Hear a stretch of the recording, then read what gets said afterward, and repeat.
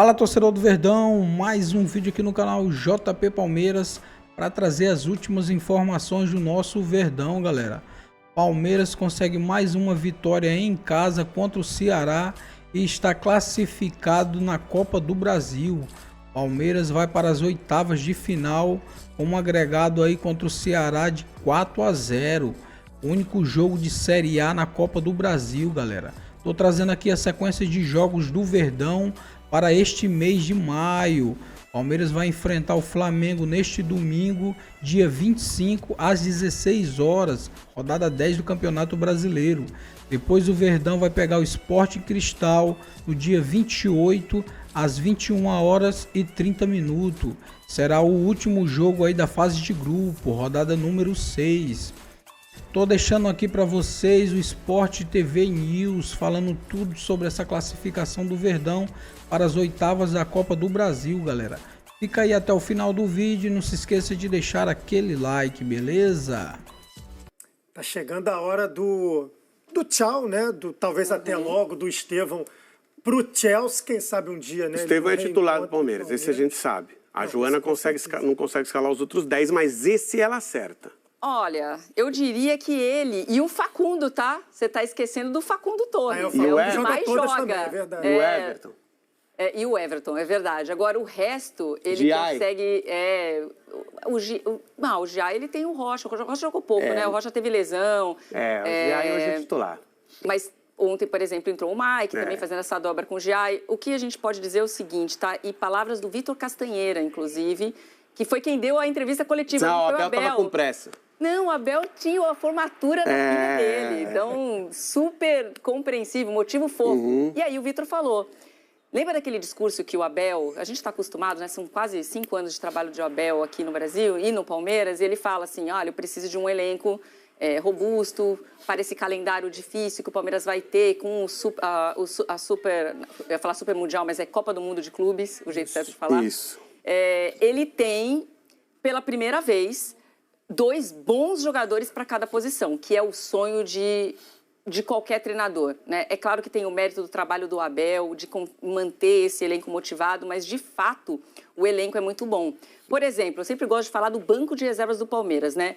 Ontem, isso é uma outra coisa para debater com você, Lofredo. Você falava assim, comparando com inícios de trabalho, né? Não tem um padrão. O Palmeiras tem uma forma de jogar, base, e vai mudando as peças. Mas não quer dizer que ele, ao mudar as peças, também não tem um toque ali. Por exemplo, ontem, a gente viu o Lucas Evangelista com uma participação diferente, né? Ele coloca os 2 pontas no Piquerez e Felipe Anderson. Aí ele perde o Felipe Anderson, um ponto negativo, coloca o Mike com 9 minutos de jogo. Mas olha o banco do Palmeiras. Olha quem estava no banco. Rios, Emiliano Martinez, Facundo, Paulinho, Flaco Lopes, Luigi, esses primeiros são titulares, certo? Ou não? Não. Mas então, gente, saber, esse é o meu ponto. Titular, né? Eu acho Mas que esse tem é uma o meu base. ponto. Tem uma e base o Veiga titular. nem estava no banco, hein? O Veiga não estava no banco porque ele estava tá tratando uma lombalgia. E, pra você, eu demorei para perceber que o Veiga não estava no banco. Eu anotei e depois falei assim, depois de um tempo, com as substituições, eu falei, gente, o Veiga não está aqui. Então, para você ver como o elenco foi bem montado, a importância de você manter a base também, porque o Palmeiras perdeu os jogadores, mas vamos colocar na lista desses jogadores que saíram, quem realmente terminou o ano sendo de fato utilizado, né? Não, então, eu acho que assim, é difícil você fazer comparativo dos outros times com o Palmeiras sobre qualquer aspecto, de base estrutural, desenvolvimento de trabalho, enfim, porque esse é um trabalho que tem... jogadores da base. E é um trabalho que tem 5 anos. Quando você tem um trabalho que tem 5 anos... mas os jogadores que o Abel tinha em 2020 não são os mesmos que... Obviamente não são os mesmos, mas eles não são trocados de uma vez. Não saem 20 e entram 20. Vão saindo 3, entram outros 4. Vão sair mais 2, entram outros 3. E aí eles têm tempo para se desenvolver. O próprio Giai chegou no meio do ano passado. E aí eles vão se conhecendo, vão sendo inseridos em trabalho vencedor. Trabalho vencedor, trabalho estruturado. E aí você... Isso libera o técnico a fazer diversos experimentos. Porque ele tem tem tanta segurança naquilo que ele já tem, que ele pode experimentar uma coisa ou outra e, na percepção de que deu certo ou não deu certo, retornar para aquilo que ele já tem, porque ele já tem. E ele não é que ele já tem uma opção, ele já tem diversas opções, diversos esquemas táticos com os jogadores já sabendo como funciona.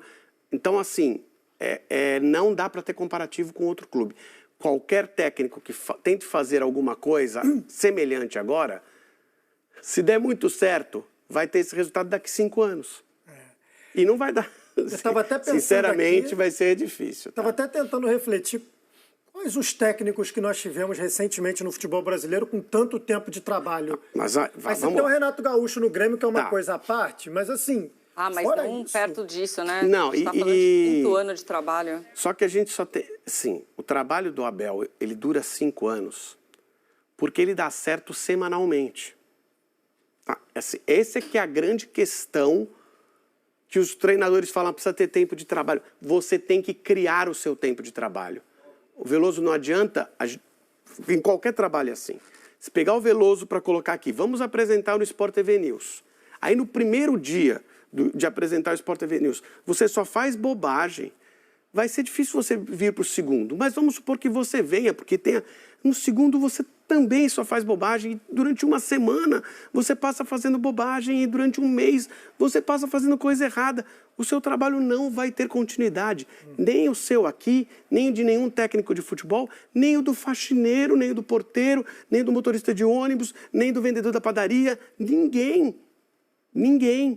Né? Assim, você precisa, e isso que foi feito pelo Abel, você precisa desenvolver seu trabalho dia a dia, semanalmente, mensalmente, para que as pessoas tenham confiança de que você sabe fazer. Para o dia que você errar, para o mês que você não estiver indo bem, todo mundo olhar e falar assim, opa, essa pessoa sabe trabalhar. Tem lastro, né? Bom, basta dizer que ano passado o Abel passou sem conquistas, né? Pela primeira vez no Palmeiras. Ganhou o Paulista no começo do ano. Então, assim, eu preciso de tempo de trabalho.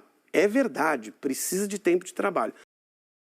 No dia a dia, na semana, no mês, que você tem condição de fazer um bom trabalho.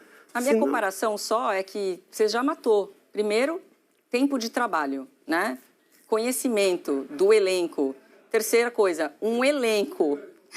Isso também ajuda, claro. Então, assim, eu sei que é difícil comparar os trabalhos. Daqui a pouco a gente vai falar da dificuldade do Santos, que aparentemente tem um problema, né? Com a montagem do elenco. Você muda de treinador e você não consegue resultado, melhora a defesa, o ataque piora, enfim, um cobertor curto danado por lá.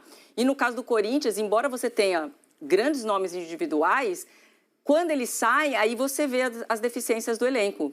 Né? Olha, para essa posição eu não tenho. Na lateral direita, por exemplo, é um problema. Na zaga mesmo, né? Não existe uma zaga titular, mas Gustavo Henrique está machucado. Existe uma dúvida de quem formaria a dupla aí com o André Ramalho. Em alguns momentos o André Ramalho saiu. Então, no Palmeiras, você vê que ele faz as trocas e ele consegue manter todo mundo motivado. E é um discurso antigo do Abel, né? Que não tem estrela, mas tem estrela. A gente tem... Olha os jogadores do Palmeiras. Ele tem Vitor Roque, estrela. Não, meu ponto é esse. Você Sempre tem teve. Paulinho no banco, né? Que ainda não... O Paulinho está um passo atrás dessa luta, mas até por a questão, né, de estar voltando de uma cirurgia. Então, existe um cuidado maior. E se pode ter esse cuidado maior. Não existe pressa. Você está vendo a imagem do Estevão, o palmeirense com certeza sente, né, uma nostalgia e um déjà vu, porque essa cena ela se repete. Então, a gente viu essa cena com o Endrick, um pouco mais para trás, mas não num passado muito distante, a despedida do Gabriel Jesus com o Palmeiras campeão brasileiro em 2016. Eu até estava nessa transmissão e eu lembro bem da declaração emocionada do Gabriel Jesus com esse título do Campeonato Brasileiro. Aliás, um protagonismo do Palmeiras, né, nos últimos anos no Campeonato Brasileiro, vencendo ou não, tá ali disputando.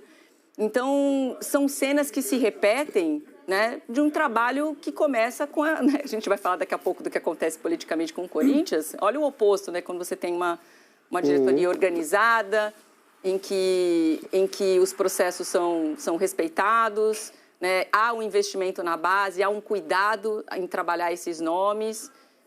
Ainda que falte um pouquinho de paciência para a torcida de vez em quando, que parece inexplicável, né? Mas você lembra como começou o ano? O Abel brigando... Muro pichado, não sei o Abel quê. tinha 2 times, né? Tinha o time A e o time B. E ele era muito criticado por estar fazendo esse rodízio. Tinha muita gente que criticava, colegas nossos criticavam, torcida criticava, mas era o método dele ali, justamente para chegar nesse ponto, né? De ter um time e conseguir fazer essa rodagem sem que a gente perceba qual é o time titular. Por isso que a gente sempre erra a escalação. A gente erra os relacionados, a gente erra tudo. Não, para escalar no Cartola, por exemplo, é impossível você saber quem vai ser o ataque do Palmeiras essa rodada. Dificílimo. Acho que é o ano mais difícil, né? De você cravar, até porque o elenco está mais forte, permite que ele faça essa rodagem. Então, realmente é muito mais complicado. Agora, olha, esse ano talvez ele tenha o elenco dos sonhos dele. Até pelo número de peças e a capacidade técnica do mais reserva, próxima, né, entre um né? e outro, então, a disparidade muito grande em quem entra e quem sai ali. Mas quando ele chegou, ele certamente não tinha o elenco. Talvez ele não tivesse nem muito conhecimento sobre o elenco. Estava vindo de Portugal, na verdade, da Grécia, né? E talvez ele não tivesse o conhecimento sobre o elenco e não fosse o elenco que ele mais queria. Aí ele olha e como é que eu vou trabalhar com esse elenco? Porque todos esses... A Joana falou do caso do Santos, e aí o caso do Santos é um caso à parte porque é um técnico que está querendo se inserir no mercado. Então ele tem que fazer concessões para que a carreira dele comece a andar. Ele tem que aceitar um trabalho difícil, embora seja no Santos, seja sempre atrativo, mas tem que aceitar um trabalho difícil porque ele precisa se inserir no mercado. Em outros clubes, quando o técnico entra, ele já olha o elenco e já sabe que o elenco não é aquilo que ele gostaria. E é bom lembrar que ele não chegou no meio de uma crise, né? Ele chegou com o Palmeiras também liderando o Abel. Chegou também com o campeão paulista. A fase de grupos da Libertadores. Sim. O Luxemburgo lá e o Cebola deixaram... Se o Vanderlei Luxemburgo perde aquele título para o Corinthians, o Palmeiras foi campeão paulista, evitou o tetracampeonato do Corinthians, assim como o Corinthians fez agora com o Palmeiras. E foi no estádio do Palmeiras. Patrick de Paula bateu o último pênalti. Se o Vanderlei Luxemburgo perde aquele título, o Vanderlei Luxemburgo seria demitido ali. Não começaria o Campeonato Brasileiro. Talvez o nome não fosse o Abel. Aliás, o nome não era o Abel nem depois que o Vanderlei Luxemburgo foi demitido, né? Mas se chegou a esse nome, quem indicou nem imaginava, nem podia apostar, olha... Estou indicando um bom técnico para vocês, mas nem quem indicou... o maior técnico da história do Palmeiras. Nem quem indicou sabia o que ia dar. Mas o que eu quero dizer é que ele chegou e avaliou o elenco e desenvolveu o primeiro trabalho com um elenco que não era dele. E todos os técnicos têm essa missão. Então o técnico não pode reclamar disso também. Quando você foi contratado, eram esses jogadores. Você aceitou vir trabalhar com esses jogadores porque você imaginava que fosse possível desenvolver um trabalho com esses jogadores. Aí depois dá o passo 2. Só para a gente, antes da gente mudar de assunto aqui, calendário do Estevão para a despedida do Palmeiras. Vai pegar o Flamengo no domingo. No meio de semana tem o Sporting Cristal. E no próximo final de semana tem o Cruzeiro no Mineirão. Curiosamente, o clube que ele fez base, né? Vai ser o clube da despedida dele no Brasil e depois Copa do Mundo. Uma base bem jovem, né? Bem jovem, né? Depois foi pro Palmeiras. Mas esse é o calendário do Estevão, até dar o adeus para o Palmeiras. Esse é o calendário do Palmeiras. Isso. Exatamente. Que o Estevão... vai ser do Estevão em todos. Mas assim, isso é uma coisa que a gente estava comentando ontem, né? O Abel não vai ser estraga-prazeres também. Ele sabe dessa contagem regressiva, ele sabe da importância dessa despedida com a torcida. Ontem o ticket médio do ingresso foi mais barato e a gente viu o estádio mais cheio também. Ou seja, a torcida está voltando. Aquela característica, né? Aquele ambiente do Allianz com 41 mil torcedores está voltando. E eu ia falar que no começo do ano tinha até uma briga do Abel com a torcida. Olha, quando gritaram campeão lá, para o Botafogo, e ele falou, vocês não fazem isso para mim. Lembram disso? Então parece que o começo de ano, e aí perde para o maior rival do Campeonato Paulista, então parecia que estava tudo muito difícil. Você vê como isso tudo ficou no passado e hoje... que o ano só começou em maio também para o Palmeiras. O começo, sempre, por incrível que pareça... por melhor que seja o trabalho do Abel, tinha torcedor insatisfeito. Essa coisa que eu não consigo entender. Não dá para entender. A gente já está acostumado, mas ainda assim, quando a gente olha e escuta o Estevão, 17 anos, é muita maturidade para o menino, né? Numa entrevista ele consegue mostrar isso. Essa maturidade vai ser testada no desembarque em solo europeu, e eu me lembro muito desse processo recente com o Endrick, como a gente também via no Endrick uma maturidade, uma serenidade muitas vezes ao lidar com o turbilhão que girava em torno dele quando ele desabrocha de 22 para 23. E aí ele vai para o Real Madrid e a gente imaginava que seria uma adaptação rápida por essa maturidade, e a primeira temporada dele na Espanha foi de altos e baixos, talvez mais baixos do que altos em termos de se afirmar na equipe. A próxima imagino que seja melhor e assim vai, né? Esses jovens também não têm a obrigação de chegar e pronto, já cheguei e me transformei naquilo que eu era, como o Neymar fez no Barcelona, por exemplo. Nem todo mundo é tão rapidamente adaptado como o Neymar foi na Espanha. O Vinícius Júnior, por exemplo, levou o seu tempo. Então, essa maturidade que a gente vê no Estevão, que ele mostra em campo sempre, com a sua irresponsabilidade, no bom sentido da palavra, dentro de campo, mas essa maturidade nas palavras, tudo isso vai ser testado, colocado à prova na nova etapa da vida dele, quando ele chegar no Chelsea, a partir do mês de agosto. Tem a impressão que ele vai arrebentar no Mundial, porque vai ser a despedida dele, ele vai estar leve para jogar. O Palmeiras tem um bom grupo para jogar. Para mim, o Palmeiras é favorito no seu grupo, mesmo com o Porto. O Porto não fez uma grande temporada na Europa. O Palmeiras hoje joga mais do que o Porto. Claro que tem jogo, etc e tal, mas tenho a impressão que ele vai chamar a atenção de quem não conhecia ainda, o mundo do futebol que não conhecia ainda. Acho que vai ver um moleque arrebentar no Mundial. Ô André, o Nicoletti devolveu pra gente fazendo ali a ficha técnica do momento do Palmeiras, né? Líder geral de Libertadores, líder de Brasileiro e um confronto difícil em que ele não sofreu. A gente tá vendo todo mundo tem dificuldade com um time de Série C, de Série D e tudo mais, e ele é uma... Assim, a gente sabe que um calendário longo, a gente vive de fragmentos de temporada.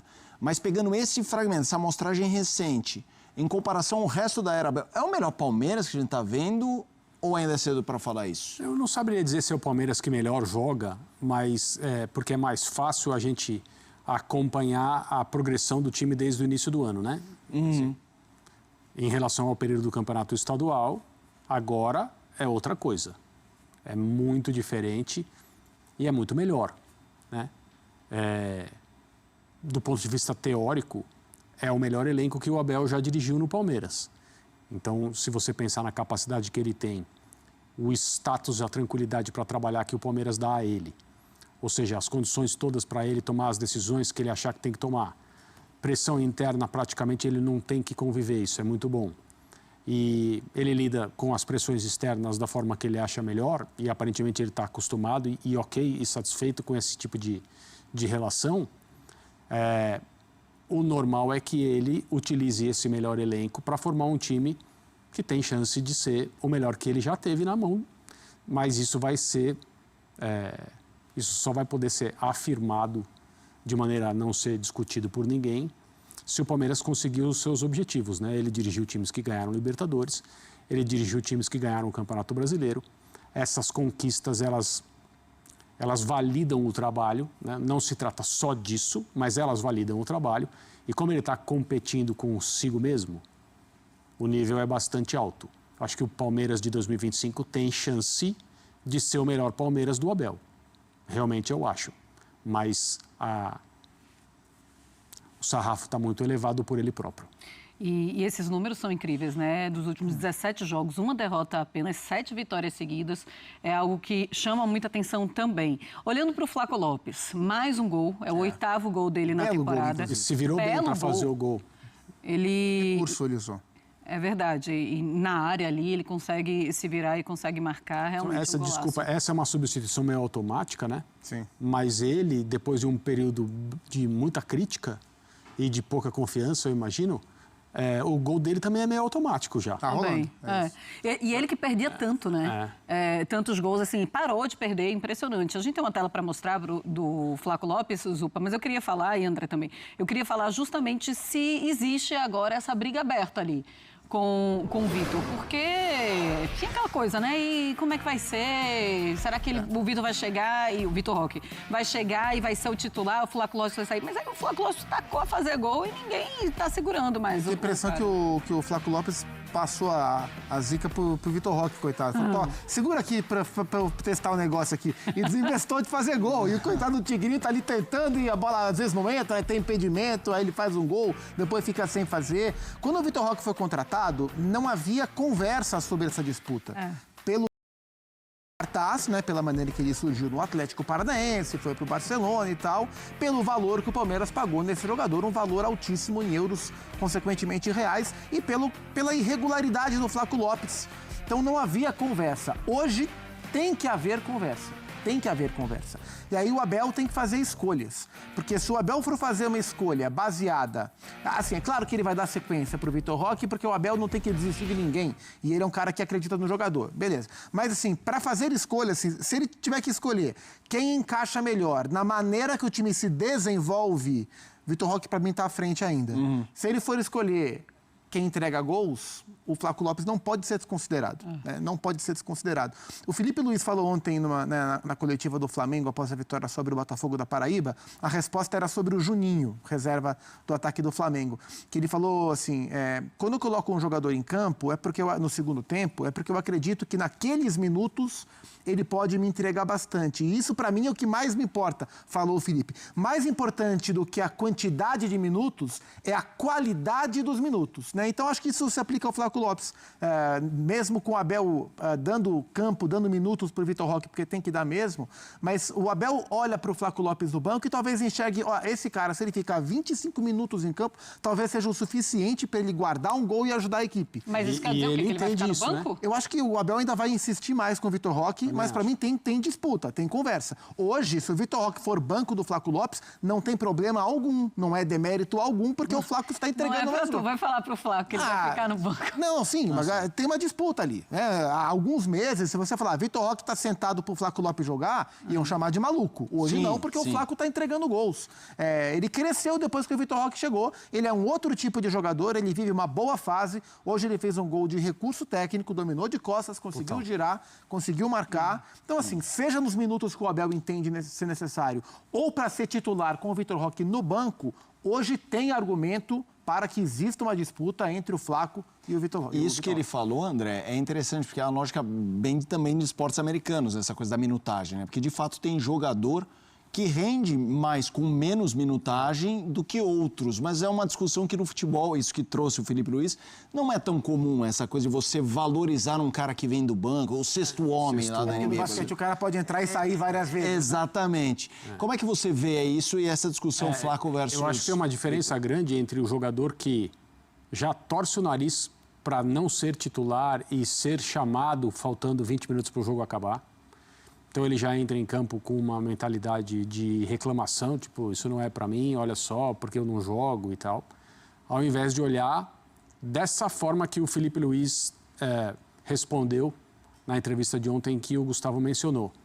Entender que um treinador aciona alguns jogadores acreditando que naquele período, mesmo curto, esse jogador vai entregar aquilo que o time precisa que ele entregue.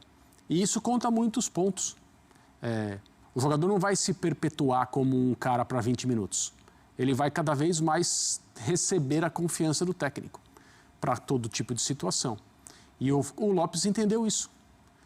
A forma como ele entra no jogo é bem notável, assim, você percebe. Ele entra com a disposição ao máximo. Ele não deixa a bola passar. E ele tem feito gols. É isso que o Abel quer, isso que o palmeirense quer ver. E é isso que vai mantê-lo na conversa para, eventualmente, ser titular desse time. E assim, ele fez um jogo e gol importante no Castelão contra o Fortaleza, jogo e gol importante contra o Bolívar em La Paz, golaço. Hoje entrou e fez um belo gol, um gol que não mudou nada no confronto, mas fez um belo gol também. Então, assim, a gente tem que ressaltar como ele cresceu. Não é só que o Vitor Roque não tem feito gols. O Flaco Lopes melhorou o seu rendimento e transformou essa pauta em uma pauta viável para o Sport Center. Há alguns meses, essa pauta seria... Sim, vira print, né? Isso. Essa pauta viraria print e nós seríamos motivos de chacota. Hoje não. É uma pauta que vai gerar engajamento nas redes sociais. Muito bem, vamos então ouvir agora Castanheira falando logo depois dessa partida. Vamos lá, vamos acompanhar.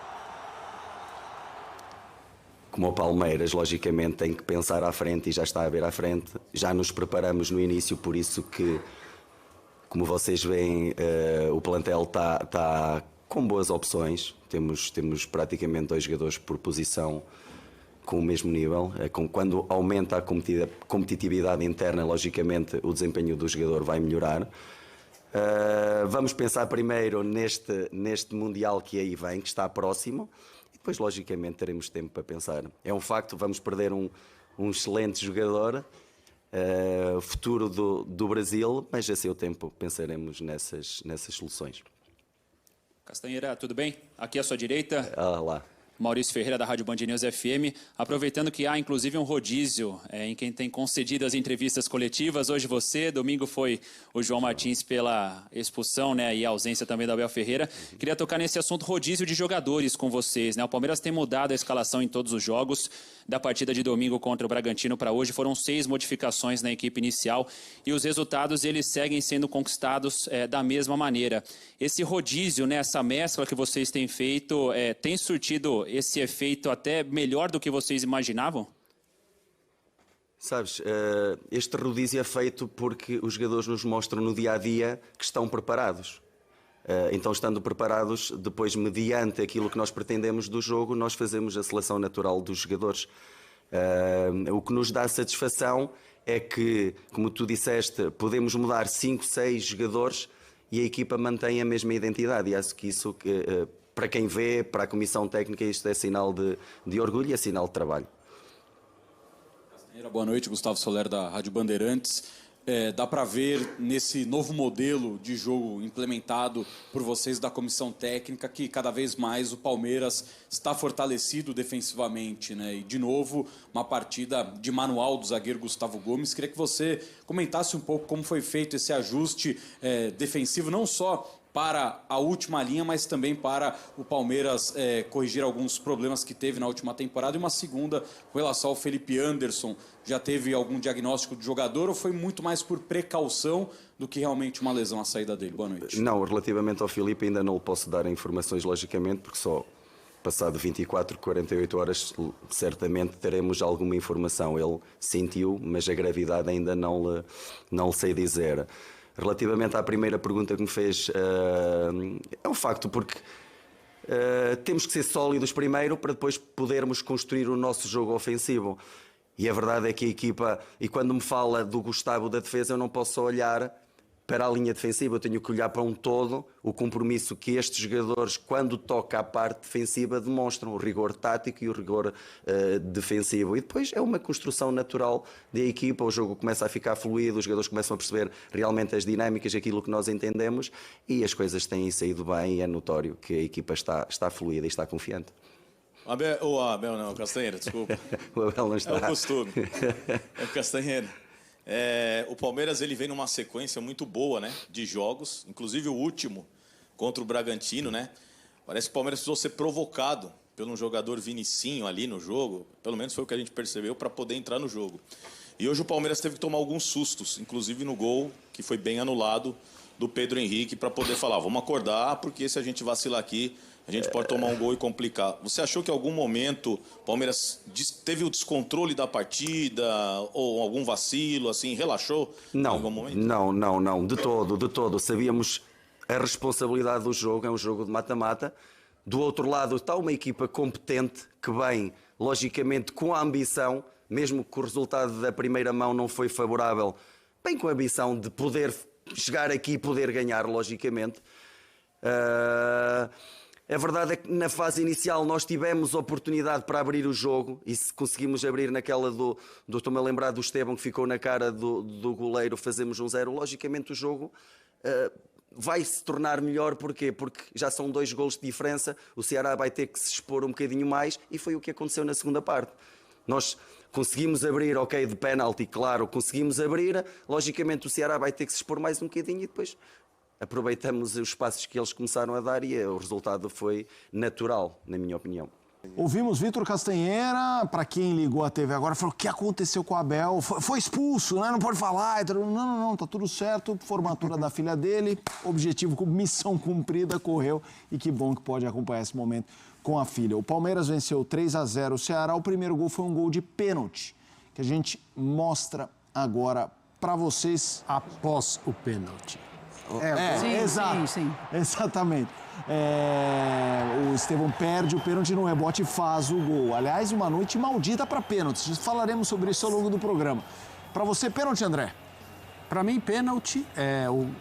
A checagem do VAR foi uma checagem demorada, como é praxe aqui no Brasil, infelizmente. Mas essa foi uma situação em que deu para perceber que o vídeo colaborou para a marcação ser correta e pênalti é pênalti. Eu achei que nada a contestar em relação a essa decisão. Zupa? Não, pênalti. O Estevão tem o seu tornozelo direito pisado pelo defensor do Ceará. Parecia, no instante do pênalti, assim, o Daronco não marcou, né? O VAR chamou e o Daronco depois ele marcou. No campo ele não marcou. Parecia que o chamado do VAR era pelo toque do pé esquerdo do defensor no pé esquerdo, no pé direito do Estevão. Mas não, no primeiro encontro entre eles, o Estevão tem o seu tornozelo direito pisado pelo pé direito do defensor. E isso configura pênalti. Isso desequilibrou o Estevão. Eu até acho que ele não chegaria na bola. A bola era mais do Fernando Miguel do que do Estevão. Mas ele foi impossibilitado por esse pisão de tentar seguir no lance. Pênalti bem marcado, bem chamado pelo VAR. Posteriormente, bem marcado pelo Daronco. Muito bem, vamos seguir o Sport Center. Fãs de esportes, a gente ainda vai falar da partida do Internacional contra o Maracanã. O Internacional está classificado, o Cruzeiro também jogou esta noite contra o Vila Nova, também venceu muito bem e também está classificado. Mas o nosso assunto agora tem a ver com Corinthians e é uma notícia urgente. Então é isso, torcedor do Verdão, valeu por chegar até aqui no final do vídeo, não se esqueça de deixar aquele like, beleza? Se você ainda não for inscrito aqui no canal, já se inscreva, ative o sininho de notificação para não perder nada, galera, que eu posto aqui no canal. Falou e até mais!